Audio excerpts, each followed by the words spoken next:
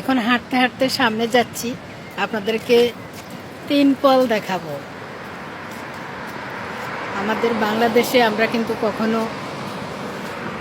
3 পলের গাছ দেখিনি, যদিও পবিত্র কোরআন শরীফে 3 পলের নাম উল্লেখ করা আছে, বা 3 ইয়জাইতুনি, 3 পলের কথাই ওখানে বলা হয়েছে।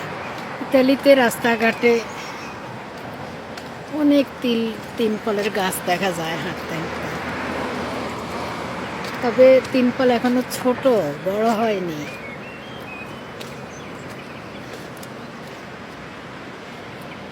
পেরমাতি কই, মানে থামো এখানে। এই যে দেখেন 3 পল, অনেক 3 পল।